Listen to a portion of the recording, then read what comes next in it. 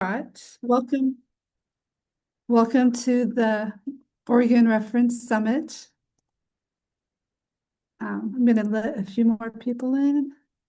Welcome to the Oregon Reference Summit. I'm Sarah Trott from the Oregon State University Library here in Corvallis, Oregon. We're happy to have you with us today. We have a great session planned, but first I wanted to discuss a few logistics. Please check to see that you're muted and please remain muted during the presentation. We'll have our questions, hold your questions until the end of the presentation.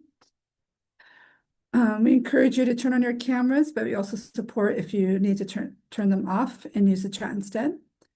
Feel free to post questions or comments in the chat. If you have any problems, please send a private chat to Sarah, me, or Lori Moore, who's also co-hosting this event. We will be posting an evaluation link in the chat for you to fill out. And I think Lori, did you go ahead and Lori's posted our webpage, this session will be recorded and will be posted on the webpage. And then we also have our evaluation form posted. So this session will be recorded and we'll send out an email when it's posted. So this presentation is about the new Patent and Trademark Resource Center in Oregon, and it's by David Irvin from the OSU Guin Library in Newport and Tara Nash at the Oregon County Library. Thank you for your time, and please go ahead. Thank you so much, Sarah. Let me go ahead and share the presentation.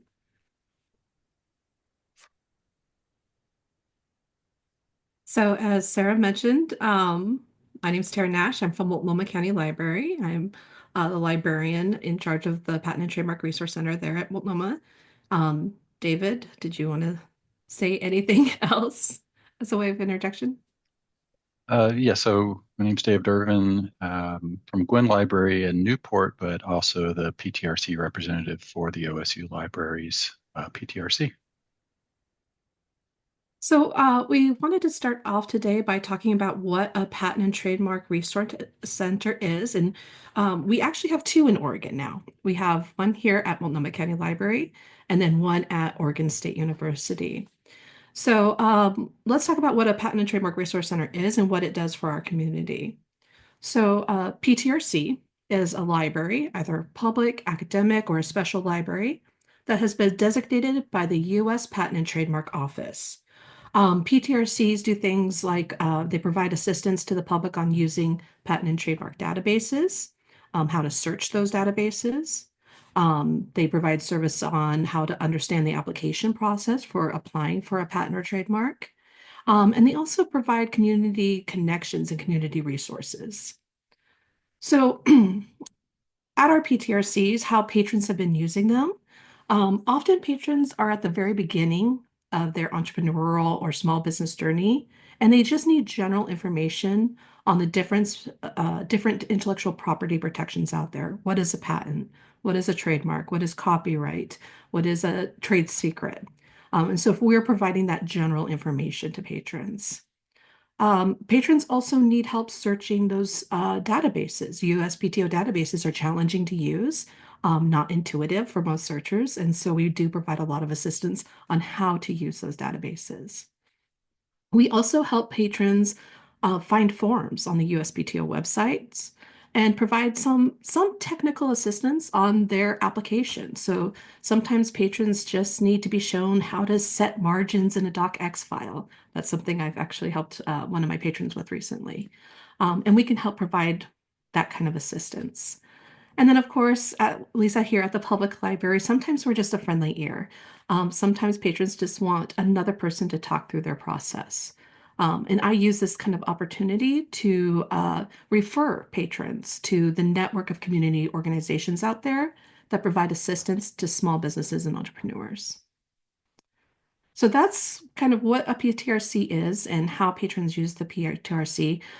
We are going to spend the next part of our session here today. I'm going to be talking to you about patents and patent searching, and then I'll hand it off to David to talk about trademarks and trademark searching. So to start off with, what is a patent? A patent is an intellectual property right granted by the US government to inventors. And this right gives inventors the right to exclude others from making, using, selling, importing their invention. And this right is granted for a very limited time. Now, there are three types of patents. There's utility, design, and plant. The utility patent is probably what most people are familiar with when we think of a patent. It's a machine. It's also how an invention, right? It protects how the invention works, how it functions. It can also be how it's made, but it also doesn't have to be a physical item. A utility patent can also be a process. It could be a computer program. I think a really famous one would be Google's search algorithm is patented. That is a utility patent. Now, design patents, they protect a way a product or an article looks, and that is granted for 15 years. And then there's plant patents, which patents newly invented strains of flowering plants, fruit trees, other hybrid plants, and that's for 20 years. Now, when we're working with a patron, it's not up to us to tell them what type of patent their invention falls under, but we can give them a basic understanding of the different types of patents, and then they can make their own determination of the patent type that they need. Okay. As part of the patent process, inventors may want to search to see if the idea is truly novel and patentable. And they may also need to conduct a patent search as part of their patent application process. The USPTO does have a database to do this. It's called Patent Public Search. And we get to it through the USPTO's website. So we go to uspto.gov. There's a handy little link that says Find It Fast. And then there's the patent public search tool. So what is patent public search? It's also called PPS for short. This is the same platform that USPTO patent examiners use to issue patents and search for patents. It's actually relatively new. It was first introduced in 2022. It's freely accessible. You just need to go to the website. And it allows you to search for patents going all the way back to 1790 and patent applications since 2001. So there are two different types of searches in this database. There's a basic search and an advanced search. I'm going to briefly talk about the basic search because most of the searching that we do with patrons is in the advanced search. The basic search is really helpful if you are, for example, you have a particular patent you're looking for and you happen to know the patent number. We can just put the patent number in the quick lookup and search for it. The basic search also does allow us to have like two fields where we can search. And they have different categories we can search. So for example, this search here is for inventor name, Leatherman. And I happen to know the publication date was December 16th, 1980 for the Leatherman tool. If you are familiar with Leatherman tools, were invented here in Oregon. Some things to know about basic search, the search results. If we're searching the everything field, it's going to provide an astronomical amount of results, and not a lot of them are going to be relevant. Also, we can have search, when we pull up search results here on this text, we can see a preview of the patent here. We can also download a PDF or find a text file of the patent here. Go back. But again, basic search is great if you know the patent number. It's not really great for anything else. So most of the time you will want to be in advanced search. To go to advanced search from the basic search, there is a blue little button, go to advanced search here. It will open advanced search in a new window and begin a new search session. Just a note about devices and browsers when using this database. The basic search works on smartphones, tablets, basically anything. The advanced search actually doesn't really work with smartphones. It doesn't work with tablets. And it works best, they advise you at least, that it works best in Chrome or Edge. I personally use Firefox a lot when working with the database and haven't run into any issues yet, but the USPTO does recommend Chrome or Edge. Okay, so this is the advanced search interface. In the top left corner here, you can see all of the gadgets highlighted in red. Underneath that, you can see here's search history, here's the search box, here's search results, document viewer. This is where you're going to actually view the patents that you pull up in your search. Up here in the top right corner, we have two different views. We have a quick search and we have an enhanced search. This particular layout that you're seeing right now is an enhanced search.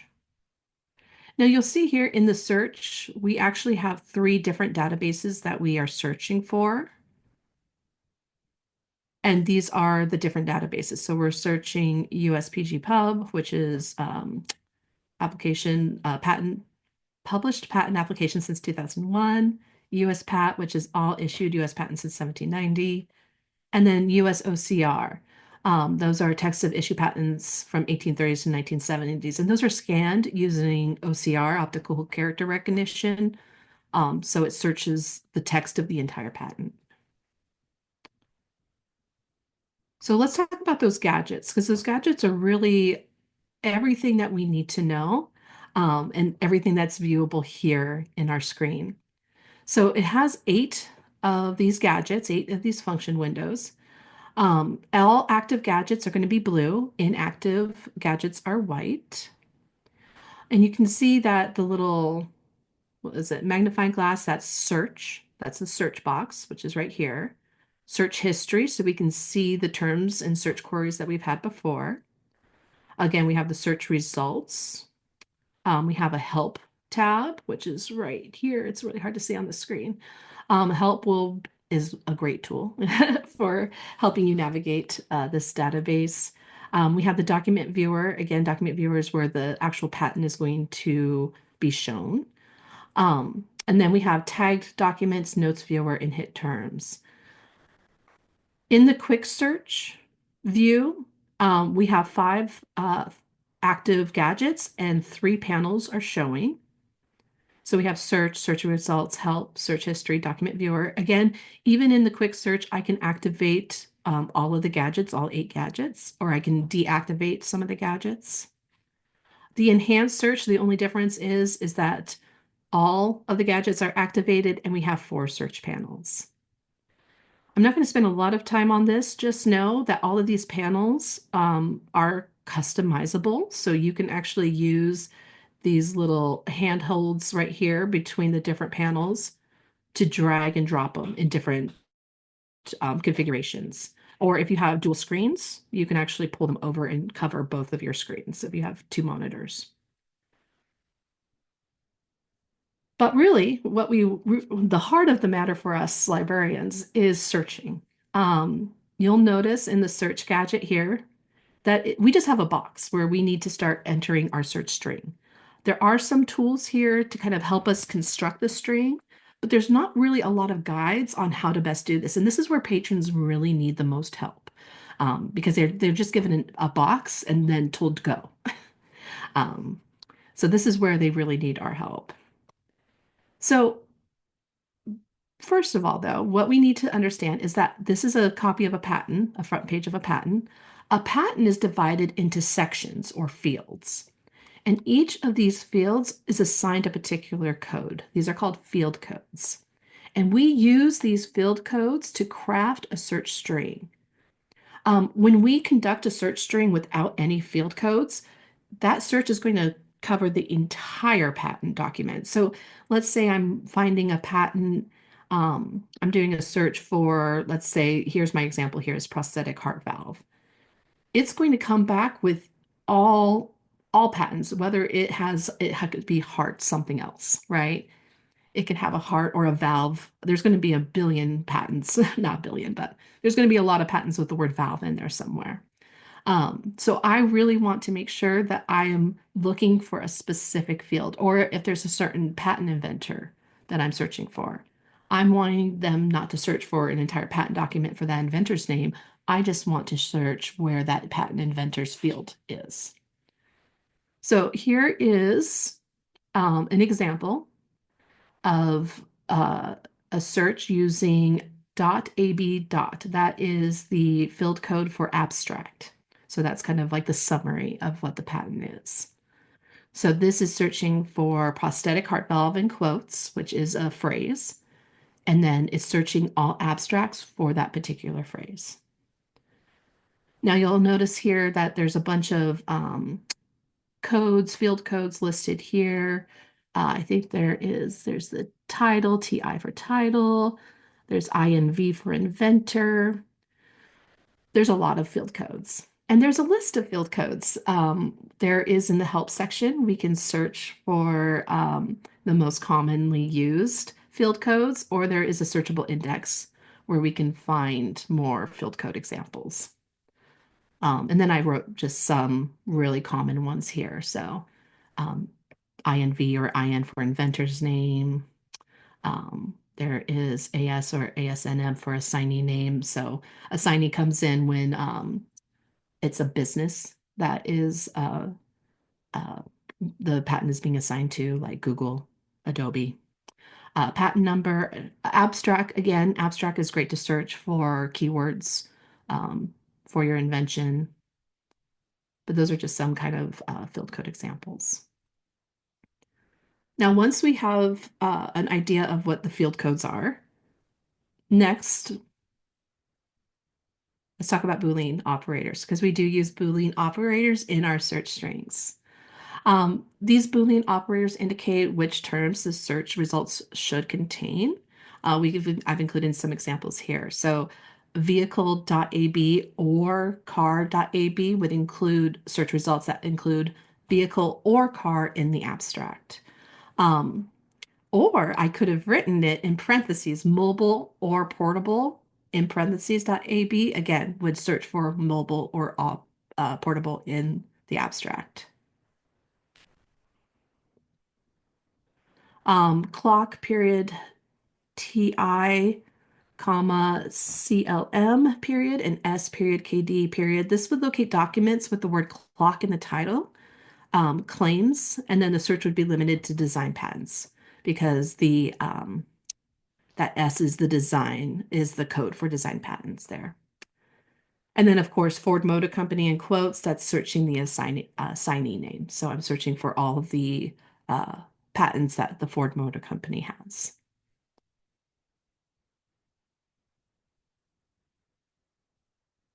This database also uses proximity operators. Those indicate how close search terms are to each other.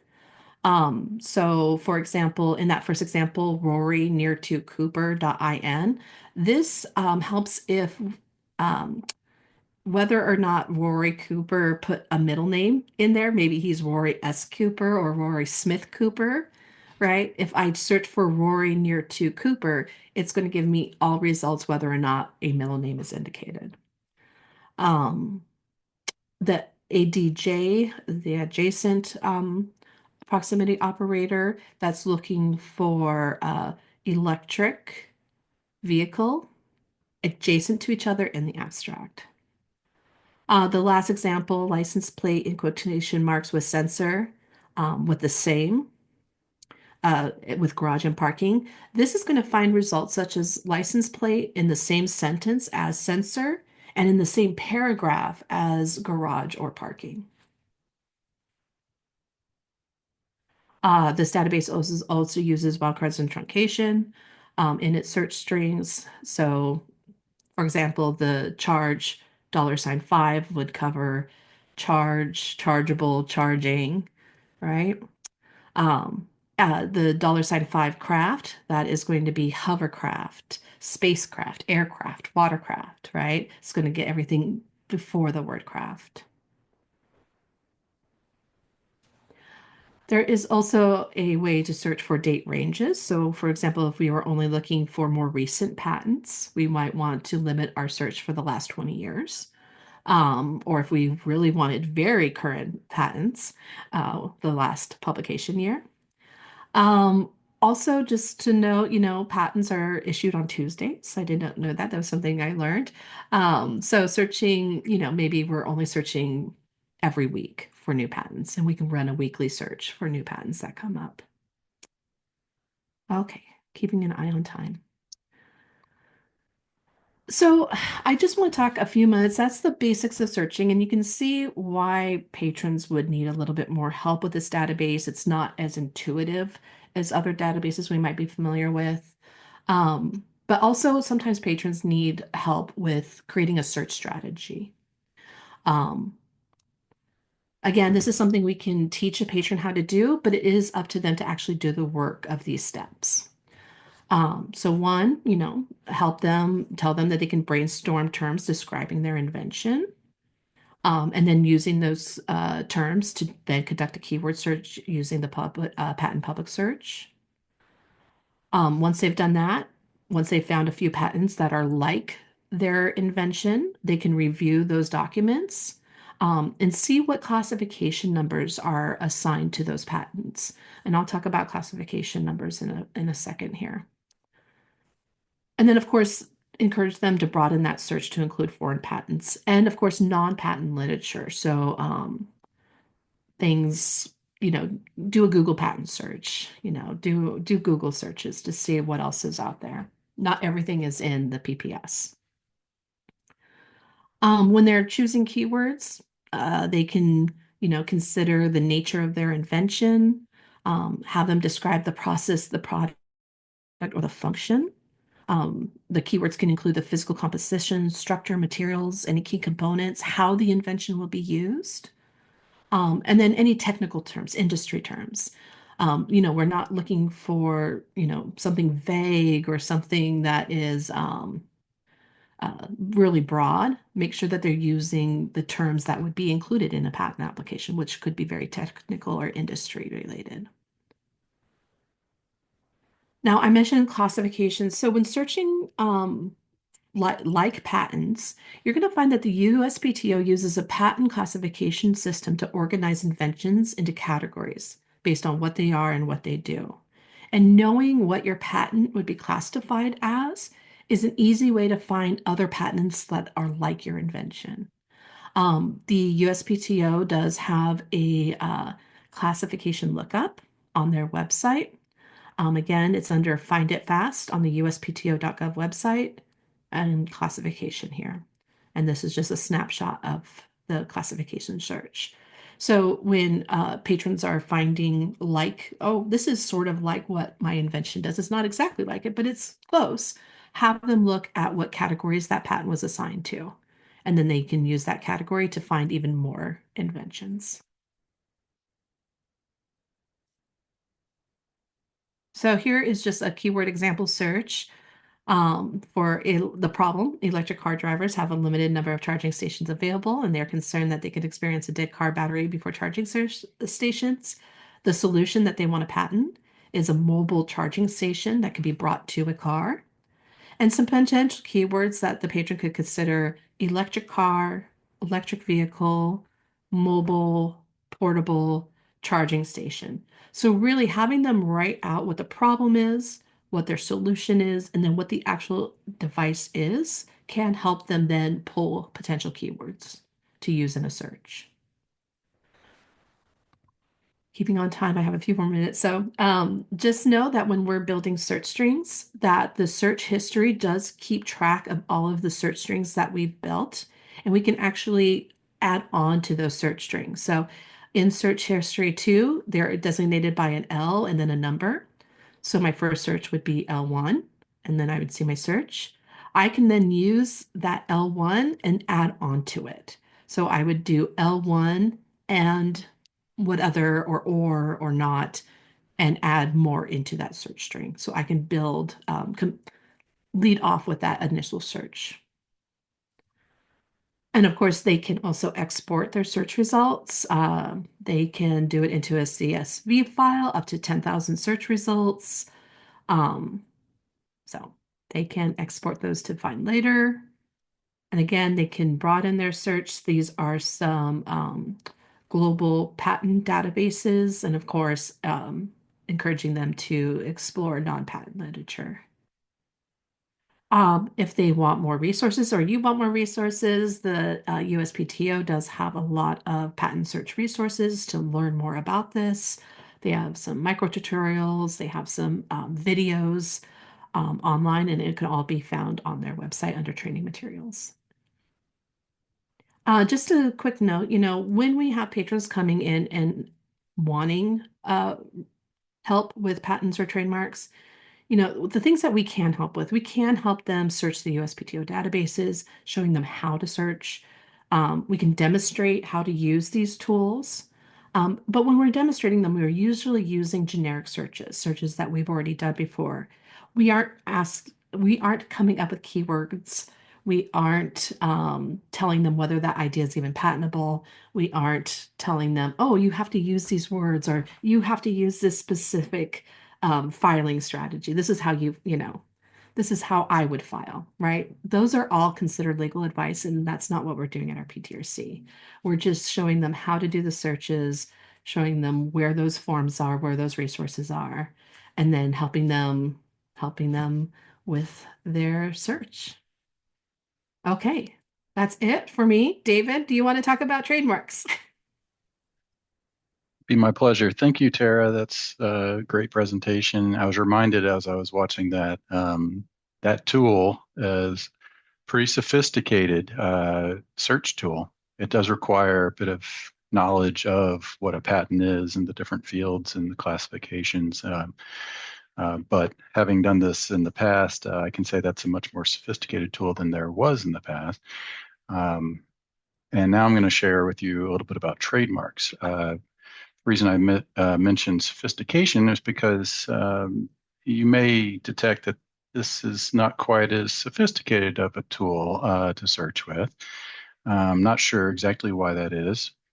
It seems that the USPTO put most of their effort and design into that patent search tool. And the trademark search tool it's an improvement over what used to be, but still, in my opinion, lacking in some ways, which just underlines the need to sort of work with these tools and try to figure out how they're producing results. I'm going to share my screen now. Okay. So I'm going to spend a few minutes talking about trademarks. What is a trademark? It's quite a bit different than a patent. As Tara mentioned, when someone comes to a PTRC, it's typical for them to not necessarily understand what kind of IP they need to search for. And understanding how to distinguish between what a patent protects and what a trademark protects is part of what we do in a Patent and Trademark Resource Center. Just a quick note, the OSU Libraries PTRC created this webpage, which is available by Googling that, OSU Libraries PTRC. And we have a lot of helpful resources out here, as well as search strategies, books that we've acquired, et cetera. So at the basic level, a trademark can be thought of as like a brand or a slogan, and it provides the legal presumption of ownership and right to use a mark in commerce. And the reason why I say in commerce is because prior to an applicant going and registering a trademark with the U.S. Patent and Trademark Office, if they're already using that mark in the course of their business, then they already have rights over that mark. And that way it's similar to a copyright.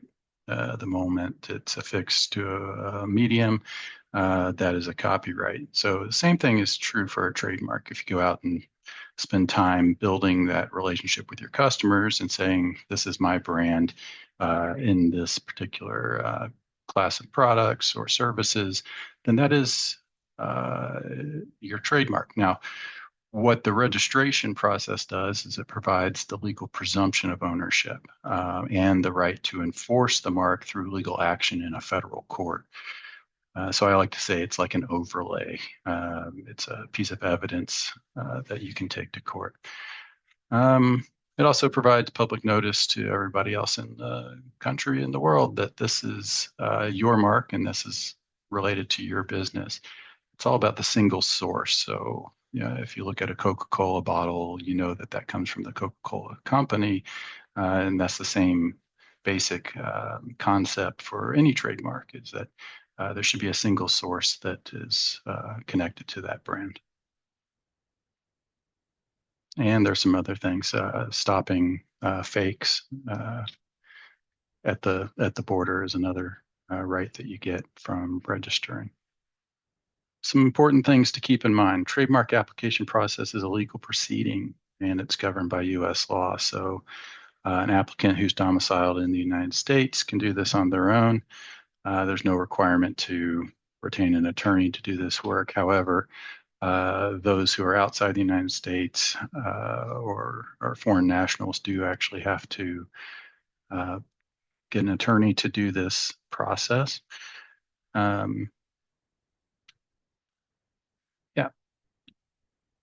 Here's a few examples that you're probably familiar with. Of course, Coca-Cola, Walmart Tire and Lube Express. I've been there many times. You have Apple Music. So as you can see, they're connected to, some of these are connected to specific products like Apple Music. Apple is a trademark that exists in a lot of different scenarios and contexts. Coca-Cola as well, right? There's New Coke. Well, that was new, I think, in the 90s, but there's different ways that Coca-Cola has expressed its trademark over the years as well. There's two different, well, not two different, but here's two different kinds of marks. So there's design marks, which was represented here by the Exxon logo on the left, distinguished by the colors, the fanciful text. And then there's a word mark, and a word mark is just the word. So on the right, you see that. It's typical that people just would like to register their word. It provides a very broad base of protection for them. It's because they can format that in a lot of ways. They don't have to distinguish the color and that kind of thing. They can change it up. However, design marks are important to keep in mind because there's a different way to search for design marks, and we'll talk about that in a minute. One of the core concepts that people are working with when they're thinking about their brand and their market is, well, the question that comes is, does someone already have this? That's the way a patron typically presents the question. Is someone already doing this, or is this unique? And what they're really talking about is this concept of likelihood of confusion. And this is also what the USPTO is interested in. They don't want to register marks that are likely to be confused with other marks that are in the database already, or in other, found on the internet, or have common law rights. So when you're thinking about likelihood of confusion, typically there's two elements to that, and this is pulled directly from the Trademark Examiner's Manual. The similarities of the marks, it means the mark itself, Coke versus Coca-Cola, well, anything related to Coke or Coca-Cola is going to be very similar, right? And then the relatedness of the goods and services. So there's two pieces of it, the mark itself, and then how closely related are the goods and services. You can imagine that certain marks could be in a very different kinds of goods and services category, and then they wouldn't really be confusing to the consumer. That's the basic concept behind likelihood of confusion. If you entered a store and then you saw one mark that's selling under t-shirts and another one that's selling sodas, would you necessarily think that that goes back to the same company? Well, in some cases you would, because that's a thing. Companies will sell both, but that's the concept. There's deceptive marks, and this is typically what companies are trying to prevent from happening, right? So on the left, you see the Air Jordan Jumpman logo, and then another logo, which is pretty similar. And if you saw that in isolation, you might think, oh, that's Jordan slamming. In fact, I think that's probably a different angle from the same basketball game or somewhere around the same time, right? On the right side, you have a similar deceptive mark around Starbucks coffee. The reason I bring these up is because, companies go out and they spend lots of money to connect with their customers. It's a lot of effort, marketing, direct sales, et cetera, and also to maintain the quality of their product, which costs money. So all of that effort and time that they do to create that brand brings a lot of value to that company. The way it was described to me by an attorney back in New Mexico, there was a beer company called Cumbres, and they had a place to brew their beer up in Albuquerque. It was a building, and they also had a brand that distinguished their beer. And the attorneys asked the question, which would be more catastrophic for this company to lose, their building where they brew or their brand? And he made the case that if a meteor came out of the sky and destroyed their brewery, that would have less of an impact on their actual business than if they had lost their brand, because they could always go and license that to another manufacturer or get a contract to label their beer from a different brewery. But so that would be replaceable. The brand would not be. This is the trademark search system. And in fact, if you search for trademark search uspto.gov, it'll bring you to a page that'll get you here. A single search box at the top. This is the basic search. And then over on the left, you'll see that there's a drop-down box and that has various fields. Basic and expert. I'll toggle through these when I get over to the website so you can see how this system actually performs. The USPTO has provided a nice trademark search syntax primer.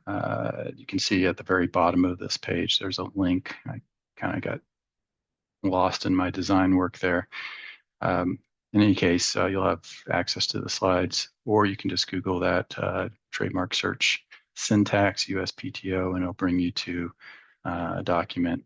I'll talk more about this in a minute, but you'll see that you have various field tags, not unlike the patent search process, but the syntax is different.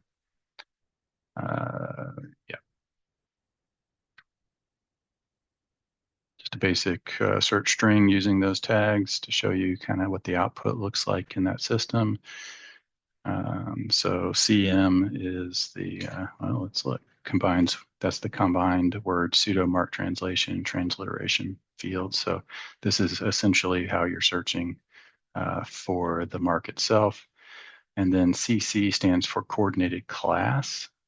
This is getting a little bit into the weeds, but every good or service that exists in the trademark database has a classification. Milk is different than beer, is different than computers. And then there's a coordinated class, which actually relates different international classes to a coordinated class. And that's typically what people should be using when they search, because it's a broader search. This is a wildcard symbol using this syntax. Just that's going to bring back everything from mobile to mobility. And that can be useful in the search as well. I was talking about goods and services. Now there's a different database that you search for those in, and that's called the Trademark Goods and Services Manual. It's keyword searchable database, and it brings back various fields, or I'm sorry, various classifications of goods or services, and it'll define whether it's a good or a service in that um, in the search returns. You can see on the far right where it says type. It also talks about effective date. That can be useful when there's been some changes. Definitions of these classifications can change over time. Anyways, so I did a search here for the word computer, and you can see that it relates to computer programming, computer hardware, computer cables. So a lot of different things that are connected to computers. Design search for a trademark is a little bit different than you might expect because we're used to like the Google image search or the Bing search, or maybe now we can even use AI to search for images. But the way the USPTO has done it is by indexing characteristics of designs and then providing code for those characteristics. So what's typical is that somebody will bring their design to the table and say, this is the trademark I want, and it's got an owl and a moon and an ocean, and those are all elements of the design that they've come up with, and those can all be found within the trademark design search database. Registration provides a lot of information about the mark, including what the mark is itself. In this case, we have Virgin. That's a design mark. And then you have a word mark right here, Virgin. Goods and services. Well, they've defined quite a few different things in this registration. But 003 is international class, and that comes first. That's the one that people will apply with. Other information that you see, obviously, that when it was filed and from 10 years from the date of registration, that trademark would be good. There's a process that trademark holders have to go through, which is the maintenance process, and that happens about every 10 years. They have to pay money in order to maintain it. What happens sometimes is they're unwilling to maintain it. They either have stopped using it, or they don't see a value in having the registration. Maybe nobody infringed on their rights in the last 10 years. Why would they expect it to happen next 10 years? But just because they didn't register, it doesn't mean it's not their trademark anymore. So when people are looking for things that would be problematic for their trademark registration, it's important to look at dead marks as well, live and dead. I don't have a lot of time to talk about this, but it's of interest. There is something called a Native American Tribal Insignia registration. If you have questions about that, reach out. Did a bit of work on that over in New Mexico. But in any case, in shorthand, it provides the ability for federally recognized tribes to protect the symbols, the symbols of the tribe itself. Okay. Need to escape from this. Let's see if I can. Okay, so here's the search system. Again, you can see I've sent a few through. You don't get anything different in the basic or expert toggle, which is a little curious. But over here on the left-hand side, you have the ability to choose various fields. And then at the very bottom, you have field tag and search builder. Now this incorporates all of that syntax into the system and helps you build a query. It's kind of nice. I'm just going to send a basic search through. This is as broad as it can possibly be, right? We have Apple. Well, we expect to see some Apple computers somewhere in here, but we also have things like this. Apple Plastics Incorporated. That's a dead mark. Apple Appliance Corporation. Okay, so Apple Computer doesn't own the term Apple for everybody on the planet. They own Apple Computer in a context. Now that's a very powerful trademark, so it probably expands beyond what most people's trademarks would be able to protect. But that being the case, here we see Apple Inc. Corporation, California, and the class listed is 042. 042, according to this, is computer consultation, design, testing, research, and advisory. That would be one classification that they've searched in. Now on the left, or registered in. On the left-hand side, you can see you have a toggle for coordinated class. So like I was saying earlier, coordinated class is a broader search. It's going to bring more stuff in. Let's look at this just 042.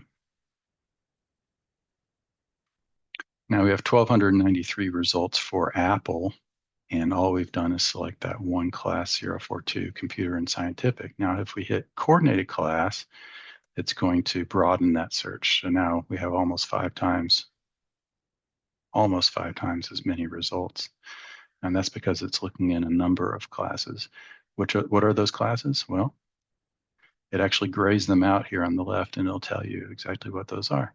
Telecommunications, materials treatments, transportation and storage, education, entertainment.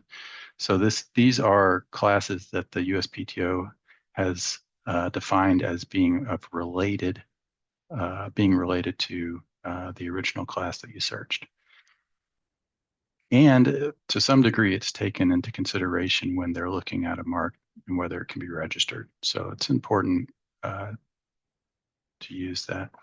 Now I'll go down to the bottom and look at the field tag and search builder. Okay, it's giving me a hint to select a field tag search, add a field tag, or clear search. All right, I'm going to clear the search.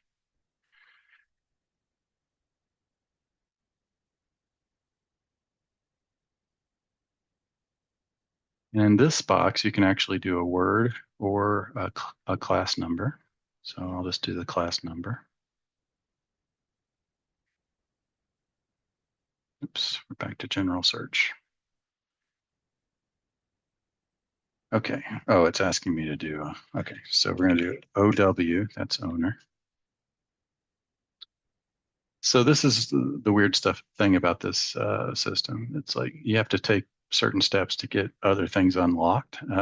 So now I have a search builder, but I had to put one of the variables in front of Apple. That's the owner. Owner of that is Apple Corporation. We see Apple Corporation owns MainStage. Interesting.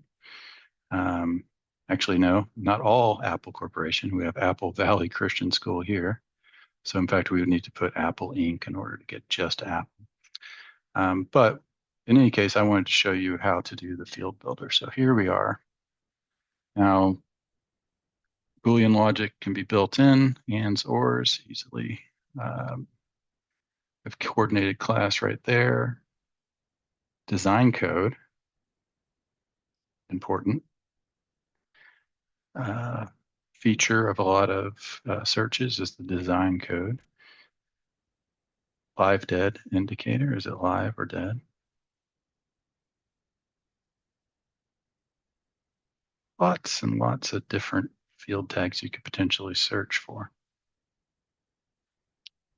So I'm going to find one that should be pretty easy to get a response on.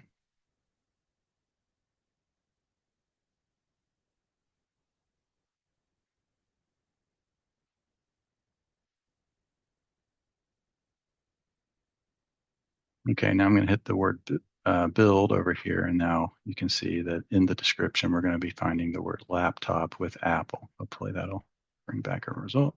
Nope, did not. So the description of the mark is actually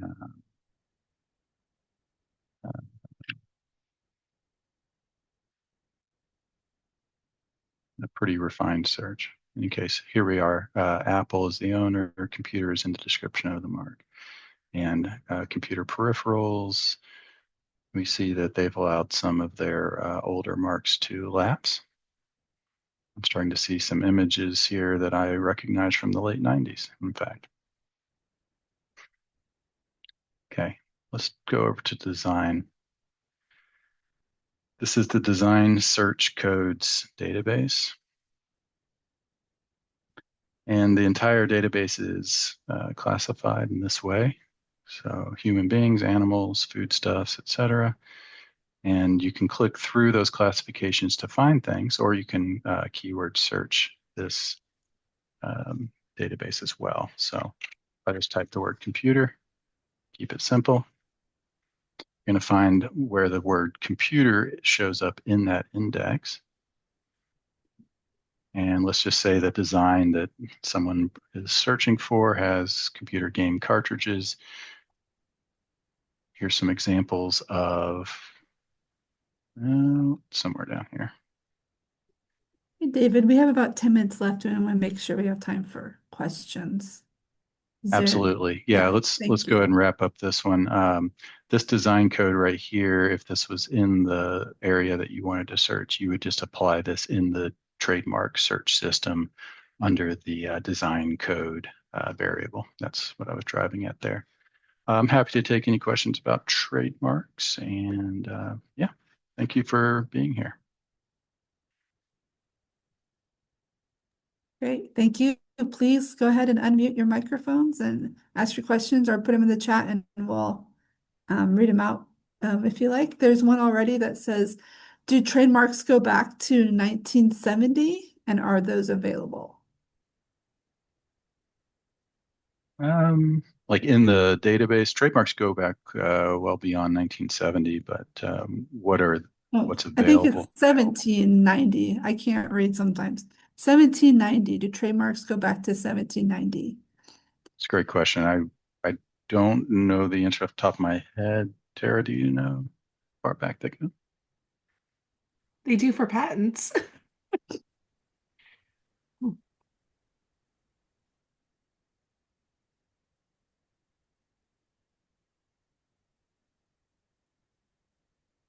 Yeah, patents do go all the way back, and they're defined actually in the Constitution, and that's why trademarks are overlay at some later point. But I don't know the exact date that is. I'll try to find that answer for you. Do you have any other questions?